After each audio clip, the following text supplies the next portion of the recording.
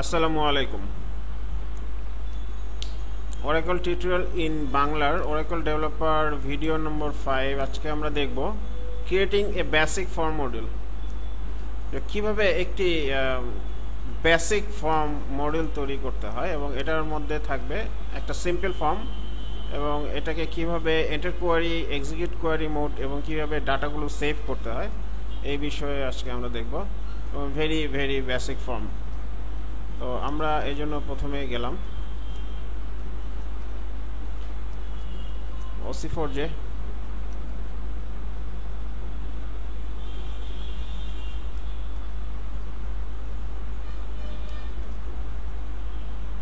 তো এটা রান হচ্ছে, আমরা এর মধ্যে ফর্ম মডিউলটা ওপেন করি।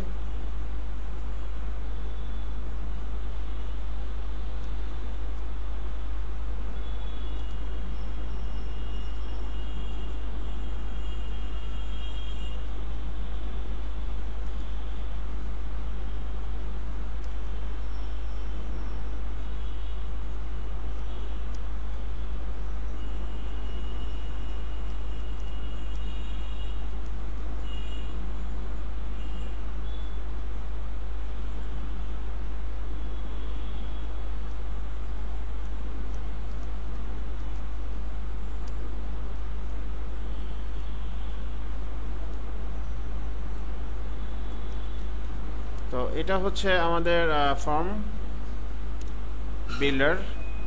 এই ফর্ম বিল্ডারটা আমরা প্রথমেই কানেক্ট করে নিব। কানেক্ট HR এবং ডাটাবেস হচ্ছে XE। এটা হচ্ছে ওরাকল 11G। এটা হচ্ছে আমাদের ফর্ম মডিউল। এই ফর্ম মডিউলটাকে আমরা ক্রস করে দিলাম, ক্রস, নতুন করে ক্রিয়েট করতেছি, প্লাস, এবং তারপরে গেলাম ডাটা ব্লকস। ডাটা ব্লকসে গিয়ে এবার প্লাস দিলাম। এখানে আসতেছে use the data block wizard আর build a new block data block manually. তো প্রথমে আমরা উইজার্ড দিয়ে একটা ফর্ম তৈরি করব। ওকে, নেক্সট। ব্রাউজ করে নিয়ে আসতেছি। আমরা যেহেতু HR এ কানেক্ট করতেছি, HR এর মধ্যে আমরা ডিপার্টমেন্ট নামে এই টেবিলটা নিলাম আর এগুলো সবগুলোই ডাটাবেস আইটেমে নিয়ে আসলাম। নেক্সট, এখানে বলতেছে create the data block then call the layout wizard. তো এটার পর থেকে আমরা লেআউট উইজার্ডে যাব। এই হচ্ছে লেআউট উইজার্ড। তো এখানে দেখেন, এখানে বলতেছে ক্যানভাস, নিউ ক্যানভাস, মানে নতুন একটা ক্যানভাস সে ক্রিয়েট করবে এবং এই ক্যানভাসটা হচ্ছে কন্টেন্ট টাইপের। কন্টেন্ট, এখানে অনেক ধরনের ক্যানভাস আছে, আমরা পরবর্তীতে দেখব। তো এটা হচ্ছে very basic canvas, content type. Next, কি কি ডিসপ্লে করবে সবগুলো। তো এখানে আমরা দেখি এই যে এইটা হচ্ছে ফর্ম লাইক আর এটা হচ্ছে টেবুলার লাইক। টেবুলার হচ্ছে এই রকম আর ফর্ম হচ্ছে ফর্মের মতো। টেবুলার হচ্ছে এক্সেল শিটের মতো আর ফর্ম হচ্ছে ফর্মের মতো। আমরা ফর্ম লাইক করি। নেক্সট, তো ফর্মের একটা টাইটেল দিতে বলতেছে, যেহেতু এটা ডিপার্টমেন্ট টেবিল এই জন্য ডিপার্টমেন্টস দিলাম, আর কিছু দেওয়ার দরকার নেই। Next, finish.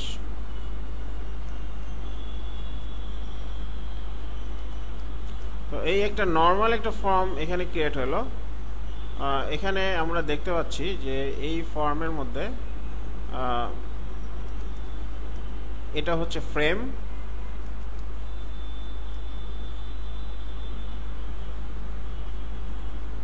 এখানে যে বারটা আমি টেনে নিয়ে আসলাম এটা হচ্ছে ক্যানভাসের বর্ডার আর এটা হচ্ছে ক্যানভাস।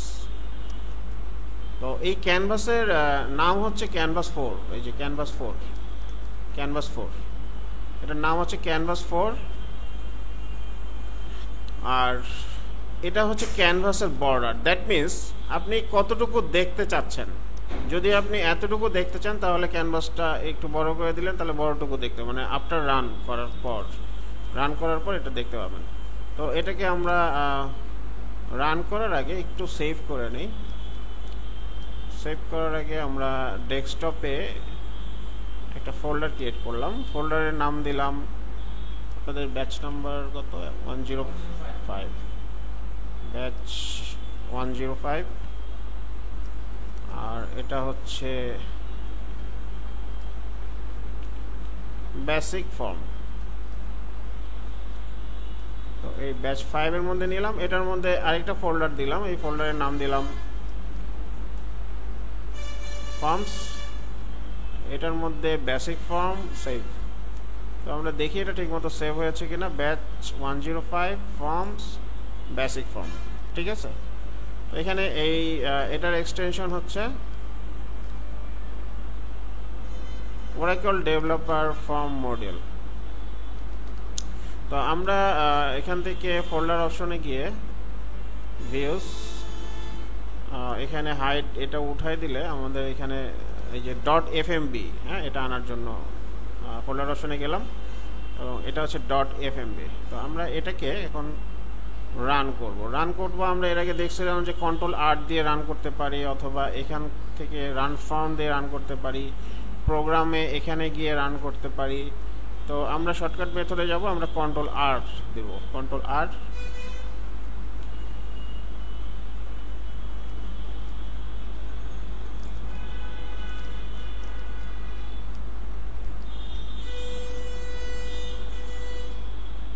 তো এটা ইন্টারনেট এক্সপ্লোরারে রান হচ্ছে।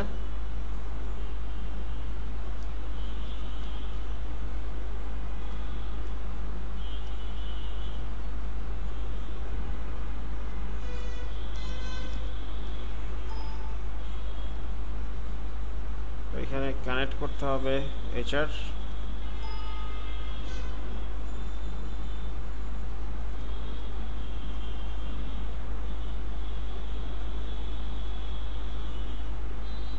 তো এই ফর্মটা এখানে এই যে রান করে দেখাচ্ছে, এই যে ফর্ম, এই ফর্মের মধ্যে ভিতরে তো অবশ্যই ডেটা আছে, তাই না? ডেটা আছে কিনা আমরা একটু দেখে নিই। সিলেক্ট স্টার ফ্রম ডিপার্টমেন্টস, এই ডাটাগুলো আছে। এই ডাটাগুলো আমরা ফর্মের মধ্যে কিভাবে দেখব? তো সেক্ষেত্রে আমাদেরকে এখানে enter query mode, execute query mode, এই দুইটা মোডের কথা বলতেছি। তো এক্সিকিউট কোয়ারি মানে হচ্ছে কোয়ারিটাকে এক্সিকিউট করলো, ডাটাগুলো চলে আসলো। এই ডাটাগুলো আমরা নেক্সট করতে পারবো। এই যে নেক্সট, পরবর্তী ডাটাগুলো দেখাচ্ছে।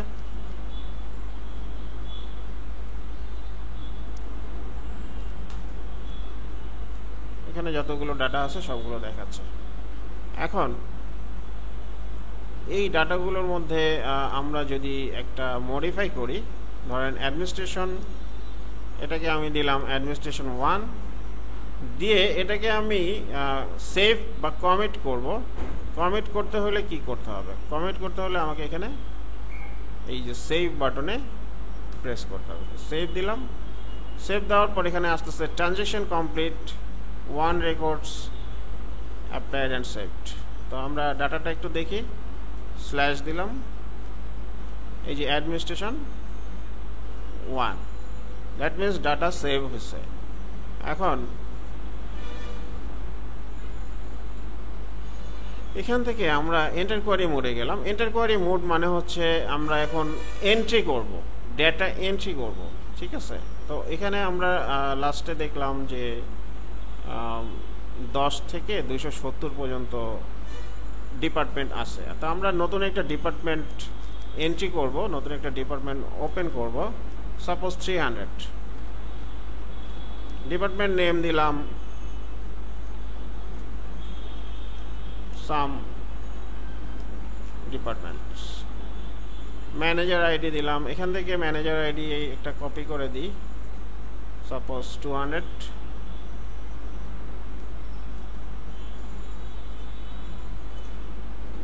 এবং লোকেশন আইডি দিলাম 1700।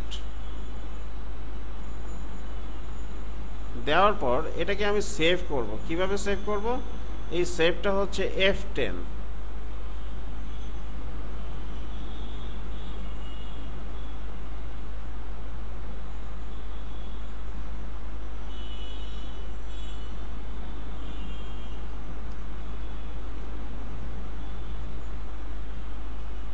F10, আচ্ছা, এই F10 দিয়ে আমরা সেভ করব। তো আমরা এখানে দেখলাম enter query mode, execute query mode, আর এটা হচ্ছে ক্যান্সেল কোয়ারি। এই যে এটা হচ্ছে ক্যান্সেল কোয়ারি, এই যে ক্রস চিহ্নটা, এটা হচ্ছে ক্যান্সেল কোয়ারি। তো এটাকে আমরা ক্রস করে দিলাম এবং আবার ওপেন করি।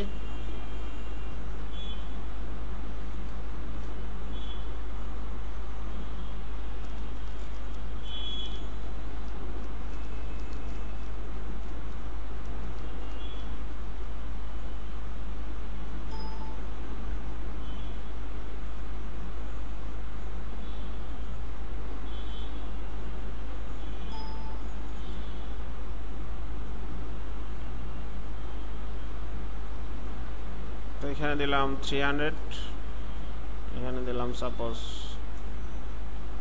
সাম ডেপ্ট, এটা ছিল 200 1700, 200 1700। এটা দেওয়ার পর আমরা যেখানে সেভ দিলাম। Transaction complete, 1 record applied and saved. ডাটাগুলো আমরা একটু দেখি।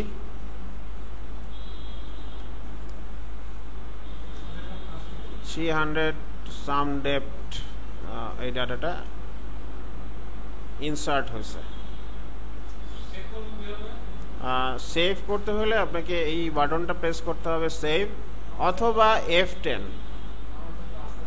সাম ডেপ্টে গিয়ে আমি যদি এখানে 1 দেন, 1 দিয়ে যদি আপনি F10 দেন তাহলে এটা আপডেট হয়ে গেল।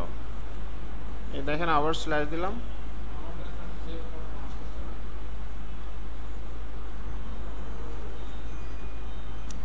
Save button. এখানে এই বাটনটা আসবে না যদি আপনি এটা এন্টার কোয়ারি মোডে থাকেন। এটাকে আপনি ক্যান্সেল করে নিতে হবে। হ্যাঁ, ক্যান্সেল করে নিয়ে তারপরে এন্ট্রি করতে হবে।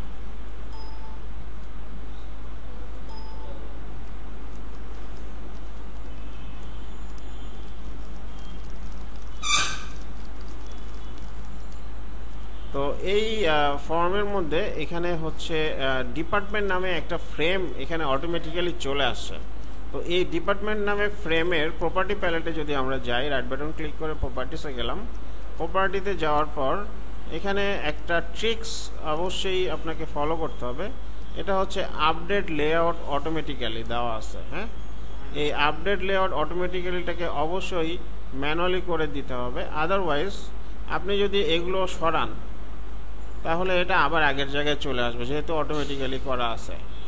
ঠিক আছে, এই জন্য এটাকে অবশ্যই ম্যানুয়ালি করে নিতে হবে। আর এই যে ফ্রেমটা, এই ফ্রেমের নাম হচ্ছে ফ্রেম 5। এই যে ফ্রেম 5, ফ্রেম 5।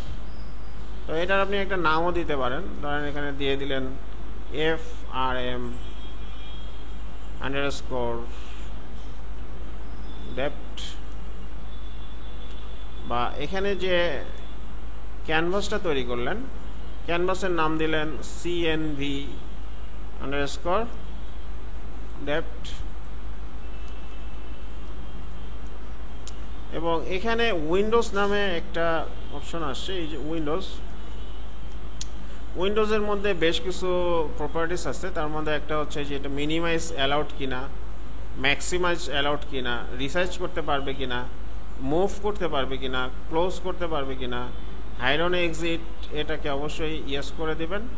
এবং এখানে ডকুমেন্টটাকে ডায়ালগ নাকি ডকুমেন্ট কোন সিস্টেমে রাখবেন, এবং এখানে টাইটেল দিতে পারবেন যে এটা কি ডিপার্টমেন্ট, এতটুকু দিতে পারবেন। তারপর এখানে এই যে মডিউলের নামটা আপনি চেঞ্জ করে এটার নাম দিয়ে দিলেন সাপোজ বেসিক ফর্মস। আচ্ছা, এখানে এই ড্যাশ নিবে না, এখানে আন্ডারস্কোর দিতে হবে, বেসিক _ ফর্মস। তো এখানে একটা জিনিস খেয়াল করেন, আমরা যখন এখান থেকে চালালাম, এখানে বলতেছে invalid user name and password, log on denied. তো আমরা ওই ফর্মস web.cfg যে ফাইলটা ছিল, এই যে ফর্মস web.cfg ফর্মস ফোল্ডারের মধ্যে ফর্মস সার্ভার ফর্মস web.cfg, এই যে এই ফাইলটা।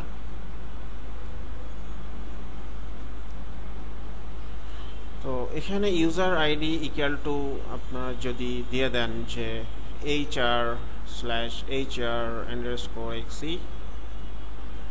এবং ফর্মের জায়গায় যদি দিয়ে দেন ফর্মের প্যাথটা, তো আমরা এই ফর্ম যেটা তৈরি করলাম এই ফর্মটা তো এই যে একটা fmx তৈরি হয়ে গেছে। fmx মানে হচ্ছে এক্সিকিউটেবলস, এটা আমরা এর আগে দেখছিলাম। তো এটাকে এই প্যাথটা কপি করলাম, কপি করে এখানে দিলাম,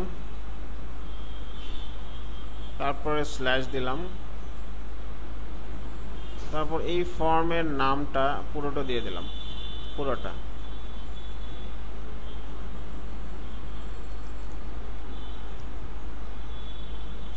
C user administrator desktop something something. তো এটাকে আমরা ক্লোজ করি। ক্লোজ করার পর আমরা যে OC4 যে ইনস্ট্যান্সটা চালাইছিলাম, এই যে OC4 যে, এই OC4 যেটাকে ক্লোজ করলাম, মানে এটাকে রিস্টার্ট করতে হবে যেহেতু আমরা formsweb.cfg তে একটু চেঞ্জ করছি। তো একটু রিস্টার্ট করলাম।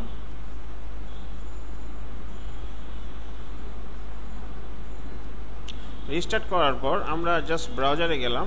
ব্রাউজারে কিন্তু এখানে প্যাথটা দেওয়া আছে, তাই না?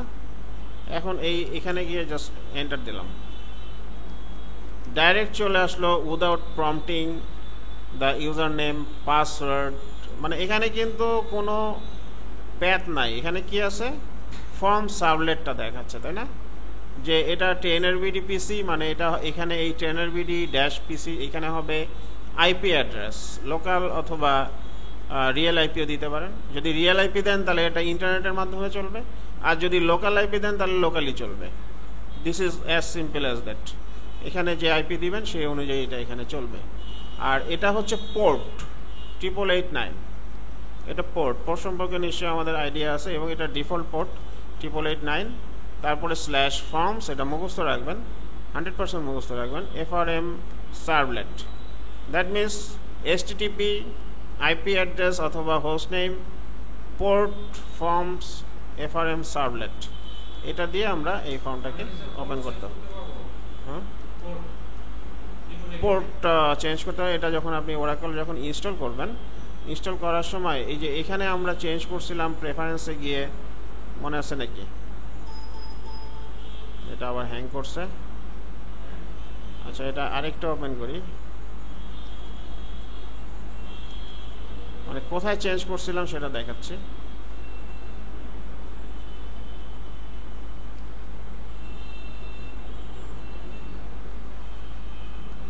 এখানে এডিটে গেলাম, প্রেফারেন্সে গেলাম, রান টাইমে গেলাম।